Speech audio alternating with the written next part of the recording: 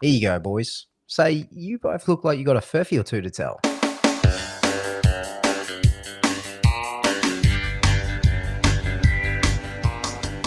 Good day, everybody, and welcome to Crackin Furphys, the podcast where we crack Furphys over some cold ones. I'm your host, Drew Agnew, and joining me along the bar is my good mate, Daniel Treadray. Dan, how you going? Not too bad, not too bad. This week a bit warm in this, finally some seasonal weather, but this cold beer I've got here is going to go down very well today. How are you doing this week, Drewby? Oh, better than last week, Dan. Feeling a bit more upbeat. I can actually introduce the show without sounding too sad. Don't have to get Ash to do it this week. Speaking of Ash, I don't know where the fuck that man is. He introduces the show for 1 week and he just gets the cold feet and he runs away. Yeah, I don't know. Anyway, regardless, he will be missed along with Tom. They both have something going on this nice sunny weekend. Personally, for me, I went outside for lunch today, and it's a beautiful day. I'm like, what a great day to stay inside and have the curtains down. What a great day to stay inside and play video games or set up a new laptop, as you might have been doing today. Yeah, I've just been playing around with my new toy, pretty much, just putting on some programs. It's really satisfying because I feel like you put on a lot of stuff you end up never using. You know, there's only like a handful of stuff you ever probably use on your phone or your laptop, but it's just you end up filling it just with a lot of shit. Yeah, this app could be useful. Never uses it. Takes up half the storage space, and then it's just bloatware. When I got my phone, I had Apple Arcade on it. And I think I installed pretty much everything that came out on that service, but I probably played like 2 things on it. But it's just like the thing of like, oh, it's there if I ever want it, but will I want it? Probably not. You know what else is there if you want it? The Play Store or the Apple Store, so you can just download it anyway. Yeah. It would make a whole lot more sense than taking up however much percentage of space, which in the case of my laptop, which is quite small, a lot. So I should be taking my own words to heart there. Yeah, like that's the thing on the Xbox too. Like everything's, I guess included with Game Pass if you get that subscription. So I just ended up just downloading like all this stuff I might end up playing and don't end up playing it. So you'll be in trouble if you get something like that for your computer because you'll fill it up with a couple of JPEGs actually. I'm pretty sure. My laptop is 112 gigabytes, which is absolutely nothing. Gets filled, download one picture and it's full.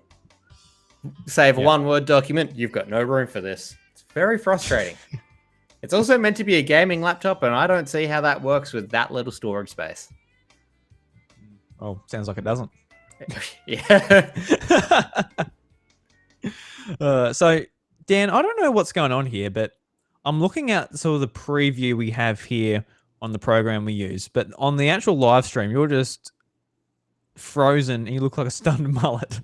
And I don't know when it's going to change back. It looks really funny, so it's not so bad, but I can see you moving in the preview I can see you moving in the preview on the left, but on the actual thing itself, you're just staring at the camera like holy shit, am I on a podcast? And it's like, yes, you are. Who gave me a microphone? Got a voice for the newspapers. Why am I doing this? Yeah. Anyway, anyone that's can see the videos, Dan's just looking really looking shocked. But for you listening on the audio, like normal. It's not such a big deal. Well, this could just be a case of good old Millicent internet because everything's fine for me, but apparently it not. Will be a case of Millicent internet. There's so much trouble the Millicent internet brings us, and when we're watching stuff on Netflix and that, it's just like I can't see anything in a dark scene. It's just that blurry, and stuff like Disney Plus actually works really well. Like that seems to load in HD. Actually, speaking of what, Dan, you need to pay for this month of Disney Plus. Top that card up, so it should be all good to go. But I logged in today when I was setting up accounts and stuff on this new computer. And I've been watching The Simpsons a lot recently. Actually, I'm really enjoying the latest season. It's actually, I'm really liking it.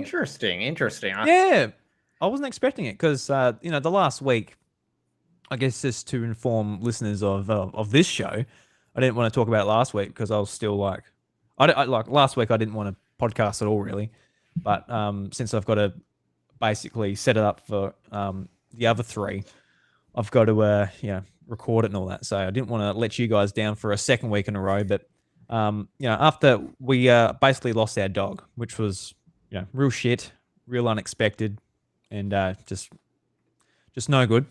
So we're basically looking Good, for stuff to distract us and cheer me up and that, and sort of turns to The Simpsons. And The Simpsons, good comfort show. Yeah, absolutely. It is my comfort show, and I haven't watched it in years since I don't know. I might have had like a bit of a run on it maybe 5 years ago, but even then, probably longer than that. So there was a bit there when like each episode was like really bad. I remember. I don't know what seasons that was from, but that's why I was surprised when I jumped into like the most recent season. That what was 2019. It was just really nice to watch. And it was actually making me laugh. I don't know if I was just really desperate for a laugh. And I was like, you know what, this is funny. It is funny. Haha. Homer's dumb. Rewatch it in like a month when you're in a better headspace. You're like, oh God, I really was desperate for laughter, wasn't I? Yeah, I don't know. But anyway, it's really, really been helping anyway. Because we put on some like comedy specials. There was like a Jerry Seinfeld one and just other ones on Netflix we were watching. And we were just like watching it and we're like, this isn't funny. This is making me, this isn't distracting me whatsoever. Like both Chantal and I were getting our phones out, just looking at it, being like, yeah, no, this isn't doing it. But The Simpsons is great. So it's just a long way to say, Dan, please pay for your Disney Plus. I need it, mate. I topped up that account yesterday, so it should be all good to go sometime soon. Fantastic. Then you can watch all of episode number 1375 of The Simpsons as your heart desires. It's not quite there. I think there was one of the horror episodes. That was episode 666. It was up to. So we were up to like 600. That might the Treehouse horror ones generally age a little bit better than the normal ones, but I was never a huge fan of the Treehouse of Horror episodes. I don't know, like I like them, but I was never like, oh yes, here's another one, like for this season. But I don't know if that's. I found over the newer seasons they seem to, because they're a little bit more creative, I guess. But I'm one of those guys who's a purist. Seasons 3 to 9 are the gold seasons, and then everything else is a long way behind. But oh, you don't like season 1 or season 2? So they've got some good moments, but they've also got some really rough moments and the voice acting's just not quite there, and the animation's not quite there, and like when Homer wants to take everyone out for some frosty chocolate milkshakes. And oh, but that's so funny though. That's just such a dumb trope. It's like, what the hell? Come on, Bart. Let's go some hot frosty chocolate milkshakes. And just like even the shorts before it was like an actual proper show on was it the Tracy Ullman show? Ullman. Is that what? Ullman. Like I love them too. When I was a kid, I like downloaded them all and put them on USB and tried to watch them on my iPod and stuff. Even I found them funny. There was one when Bart was trying to, I think Homer asked him for a bologna sandwich, and he just got like fishing bait and put it into a sandwich and gave it to him. It's just like chewing on it, and it's like got like the most gross animation of him chewing on this fishing bait, and it just really stuck in my head. So no, I love season 1 because I had season 1 and season 5, and I watched season 1 like through all the time because I had it on video, so I couldn't just select episodes. But season 5, I got sick of it real quick because I watched it to death. And whenever it came onto TV, when it came on TV, I'm like, oh, it's season 5. I'm not watching it tonight. I was that sick of it. And Channel 10 would always flog The Simpsons because that's one of the few shows that they had. Remember, yeah, I don't mind them. I don't mind if they flog The Simpsons. I would have watched it all day. I wouldn't have gone to school if they had it on during the day. think they played it for like 2 hours a night, 5 days a week, and then you have a couple episodes of Futurama as well because they didn't have anything else to show. But no complaints. No The Simpsons got me into Neighbours because of its time zone. Neighbours coming on like straight after at 6:30, and I still remember the episode of Neighbours where there was a plane crash and like a family died. I'm like, this is pretty fucked up, and that's when I got into it. That doesn't narrow it down for Neighbours. I'm pretty sure that happens like every season. Yeah, it probably does. Like obviously, or Home and Away. I'm not keeping up with. I'm not keeping up with. What's his name? The bad guy Paul. You probably Paul Robertson or something. Yeah, it's Paul Robertson. What a mean man. He's got Robertson. money and he's he's gonna get you. Paul Robertson. Bloody Paul. Rich people named Paul, just the absolute worst. Oh, yeah. Even I'm not going to go there. I don't know where I'm going with that joke. But anyway, Dan. So we've got some drinks here at the bar. You always seem to bring something interesting, which seems is that like your quirk? Is that the thing you go with? Like if you just like rock up, say, hey, I just wanted the Great Northern today. Does that mean you've lost your sort of your personality trait here on the show, or? That means there's an imposter in my seat, and you guys should ask me to blink if I need help or something. Yeah, well, at the moment, I can't see you blink. You're literally still staring at me like a fucking drongo. This week, I got a you might not even be able to see this, a Shifty Lizard session. I can see it in a little preview on the side. No one else can, though. So you will have to be very... very deliberate with your choice of words to describe the palate and the flavor of that nice sky blue and black can. It's a local brewery in Wollonga. 1.2 standard drinks. Mm-hmm. Smells like a beer.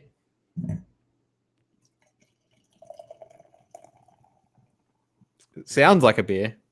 It does sound like a beer. I'm glad no one can actually see the pour on that one.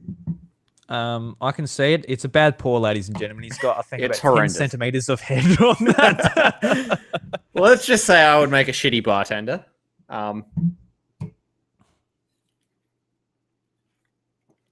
It's quite refreshing. That will go down very easily. I might even need to get a second beer after this because this is going to go in no time.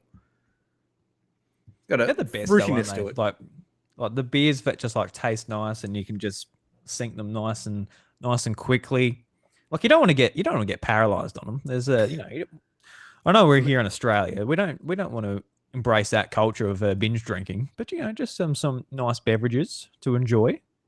It's all good. Now that head's looking all right now. Much better. That's looking better. So you let it settle a bit. You can be a bartender yet, Dan. You can get a weekend job still yet, mate. As long as they don't judge me on my first pours, it's all good. I failed my job trial right there. Yeah, like that. No, we can't waste that much fucking beer, man.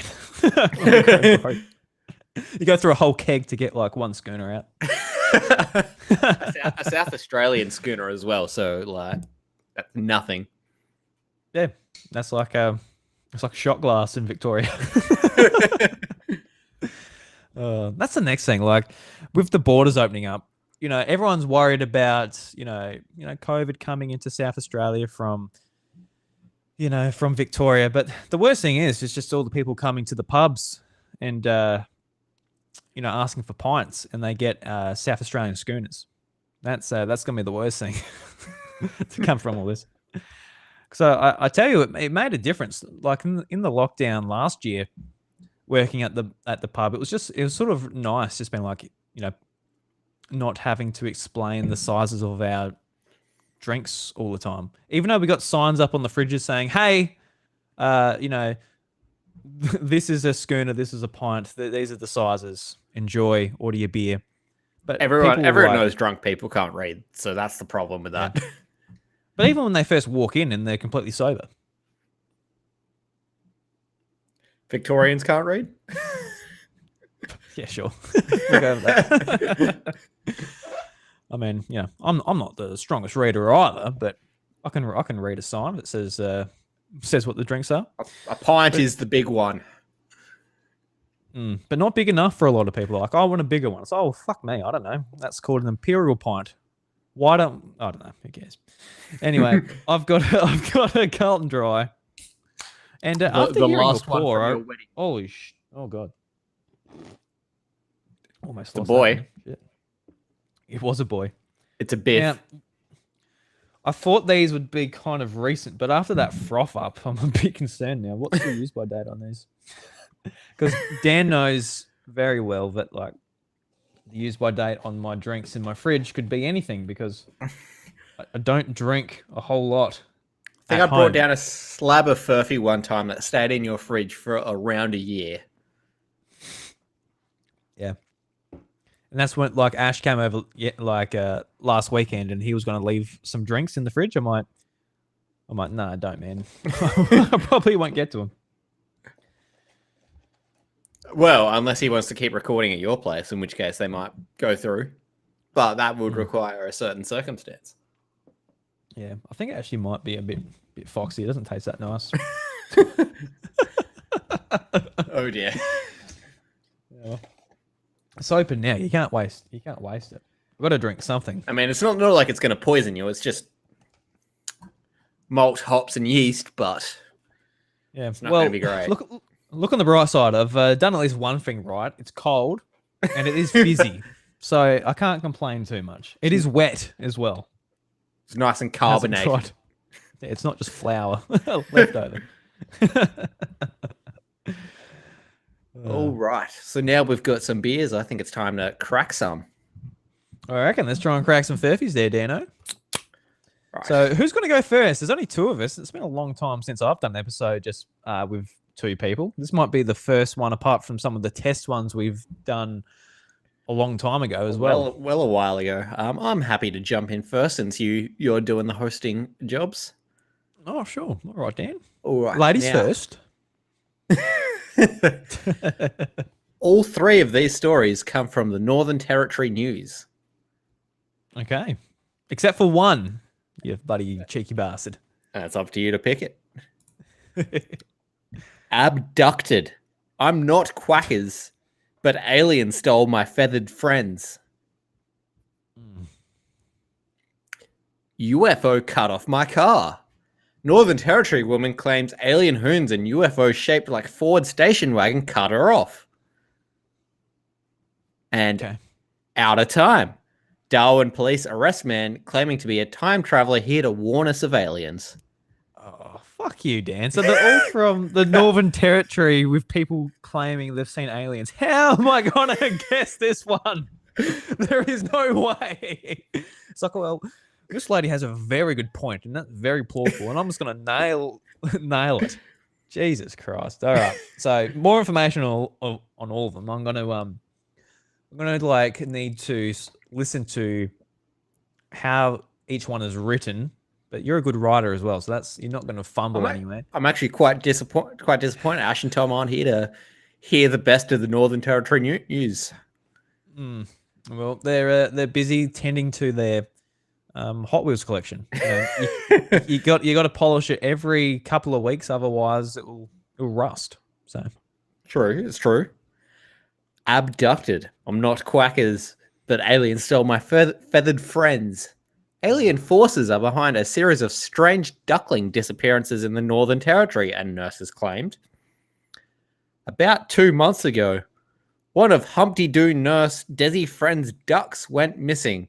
Then another and a third, until a total of 8 ducks went missing from her locked yacht.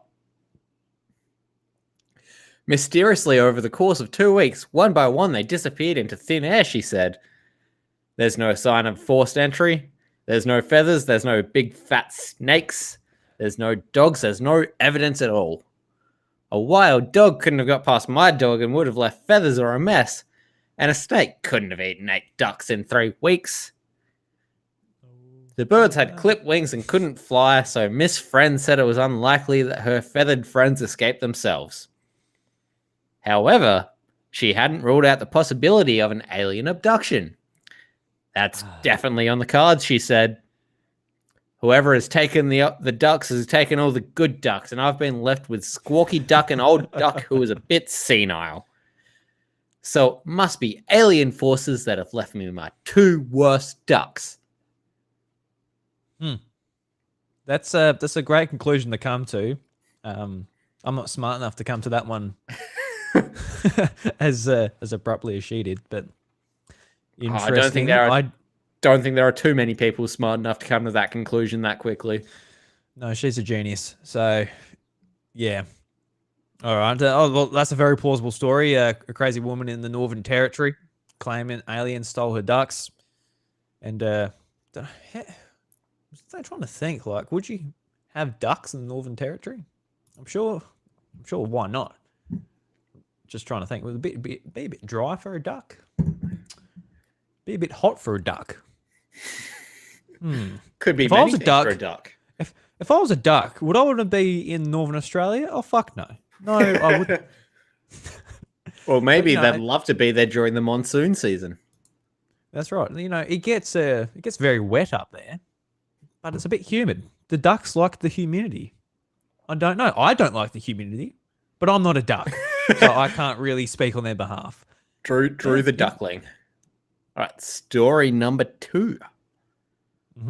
UFO cut off my car. Northern Territory claims alien hoons and UFO shaped like Ford station wagon cut her off. A Northern Territory woman claims she was cut off by 2 alien beings in a spaceship shaped like a Ford station wagon before it took off, surrounded by green, blue, and red flames. Her amazing tale was just one of the stories to emerge after public broadcaster the ABC opened up the airwaves in the Northern Territory to UFO believers. Betty from Alice Springs said her close encounter occurred in 1969. She was driving 12 miles south of Aileron towards the northern city of Alice Springs at 4 a.m. with her 6-year-old daughter when they saw the vehicle flying alongside us. We saw these 2 figures inside this thing. It looked like a Ford station wagon with the windows. It came in front of us really quickly. Her daughter then said, there's nothing to be afraid of. I said, why did you say that? She said, I don't know. It just came out of my mouth. And as I was talking, the whole thing took off like a shot out of a gun. And there was all this green and blue and red flames or lights all around it. I'll never forget it. Another caller, Dennis, said his sighting was shared by a crowd of people on the Dripstone Cliffs, 61 miles south of Darwin at sunset. A mate and I were looking down the beach and saw this orangey pink light progressing towards us. No sound at all. We just watched in silence as it cruised on past the casino. Right. Yeah, sure. Move on to the next one. We'll have a bit of a yarn about it. Out of time. Darwin police arrest man claiming to be a time traveler here to warn us of aliens. Northern Territory police officers have had a strange encounter of the third kind last Saturday, where they arrested Tom Troughton for public disturbances and drunkenness in Parrap. Mr. Troughton was arrested at 7:45 Saturday evening near the Parrap village markets, where onlookers said he looked to be in a panic, rushing around and yelling at the top of his lungs. When arrested, Troughton then asked to be taken to the Chief Minister of the Northern Territory and was claiming of an alien invasion in the next 5 years. One witness, Billy Eccleston of Larrakia, said that Troughton grabbed him by the shirt and looked extremely alarmed. He said, "We need to get out as fast as we can. They're coming," before running away and tripping over a nearby table. He looked like a drunk. Police were on him pretty quickly. Still not the weirdest thing I've seen, though. Police took him to the drunk tank for the night, and Troughton was released the next morning. Mr. Troughton has a history with the extraterrestrial. He called in a UFO sighting over East Point in 2011 and claims he was abducted by aliens during a trip to Tennant Creek in 2014. Okay. Well, Dan, after the readout of the stories, I still got no idea which one. Like even the ones that are true stories that you've gone and found, they're still still a bit fucking bullshit. So, so I don't know how I'm gonna like pick up those. Stories with aliens in them are bullshit. I never. Yeah, well, you know, I'm like, look, I'm not against aliens. I'm not saying that there's nothing out there. I'm not saying that nobody's crazy stories aren't true or believable. But when you know, when you put them together with a story like this, where you've actually got to like go, all right, so you know, some people are making some real claims, but there is a story when someone's making a real claim, but Dan has made up that real claim and that person. We've got to go deeper. So I hope this isn't a trend, Dan, where we're like, you know, oh look, there's a ghost hunter and he's found a ghost, but which ghost hunter is real? Was it the ghost hunter that went to Chicago, or was it the ghost hunter in Melbourne, Australia, or was it the ghost hunter in Darwin, Northern Territory? It's like, I don't know, Dan. I don't know. I'm very interested in ghost hunting, aliens, all these conspiracies. They're fun to watch. I've gone down rabbit holes many times on YouTube. But that has not helped me today. So let's recap here. So we've got the ducks. Some crazy woman saying, hey, look, you know, it wasn't a snake. It couldn't have been a snake, you know. It's like, well, it could have been multiple snakes. It could have been multiple animals. It could have been lots of things. I don't know why you have to go to aliens. Why would an alien want your duck? Look, there's lots of reasons you want a duck. They're cute, for a start. Obviously, there's the eating of them. You know, a duck, it's a lot of work for, like, you know, picking around a lot of bones and not that much meat, but it is a delicious bird, nevertheless. I just got to get inside your mind. Where would you go? Would you be like, oh, look, we've got to chuck the ducks in there for Drew. That's going to distract him and just throw him off course. He's just been focusing on these ducks. And I've got to say, it's worked. I've been thinking about ducks the whole time. We've got the car story where she's like, holy shit, it took off. And it's definitely a UFO. So, I mean, are we missing context here? Was she high? So lots of other things. Because it sounds like she's high. It sounds like the car just, like, you know, sped off. But like all the lights and that are just blurred. You know, vision. It's like, oh my god, what is going on? Oh, you seem to have dropped out. Hold on, we're just having technical difficulties here.